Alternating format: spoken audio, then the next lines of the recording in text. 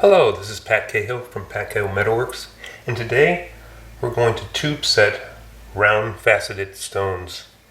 Now, you can do almost any round faceted stone that has a girdle, like a diamond or a sapphire, or just about anything. But if you're going to solder them onto something afterwards, you really need to be using at least a sapphire, if not a diamond. And even then you need to be careful when you heat it up, because it can change color. So I have one done here. Don't know if we can zoom in on it a bit without losing focus. So there it sits, and that's what we're going to do today. Maybe you see the side view. Okay, so start out with a tube, and it needs to be the correct size for your stone. And our stone is 2.6 millimeters, and the outside diameter of this is 3, or 2.93. First thing you want to do is make sure that your tube is all nice and flat. So put it in your miter jig and bring it over to my bench pin. Okay, so I'll put it into my bench pin and just make sure that we have a very nice surface to work with. This is all, I got it pretty flat before I started the video, so I don't need to do much there. So then we raise it, and we use a setting burr, and I have a set of setting burrs here, and the proper size for this will be the size of the round diamond, so about 2.6, and we want to drill a hole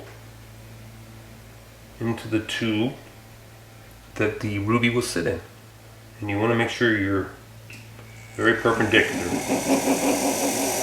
want to make sure that that faceted stone sits in there flat.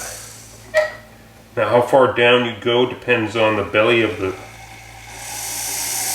stone, so you might have to play with it a little bit. Okay, so that's good. I'm going to bring this up. So I'll move the camera over. Okay.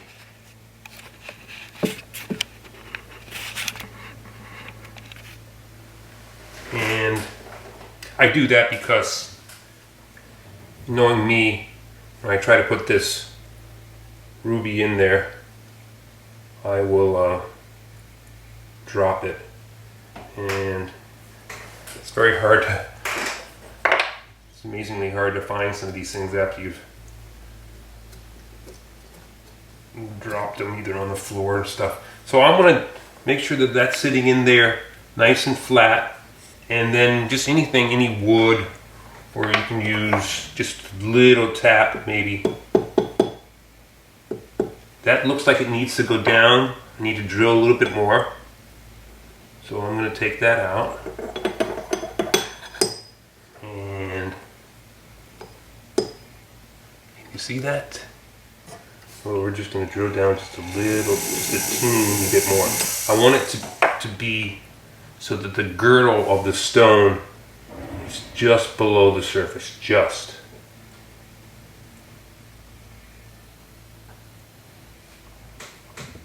That looks about right.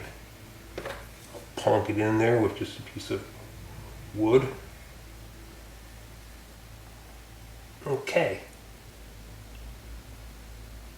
Sure, it's in there good. Let's see. Alright, I know you're not seeing that, but there we have it. It's flat, it's ready. So the next step, I'm going to set up to turn over the the sides to form a good seal. So let me get that ready, bring it right back. Okay, so what I've done is just replace my setting burr with the tube on the flex shaft, and then I'm going to go on a nice flat metal plate and slowly turn it over.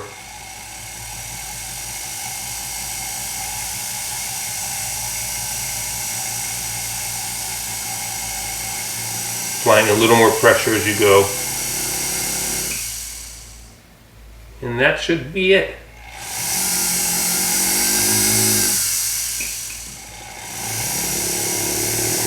You can also start making it more vertical here, so you just really bring it over. Give a good fit. And there we have it. A tube set round faceted stone. In this case, it's a ruby.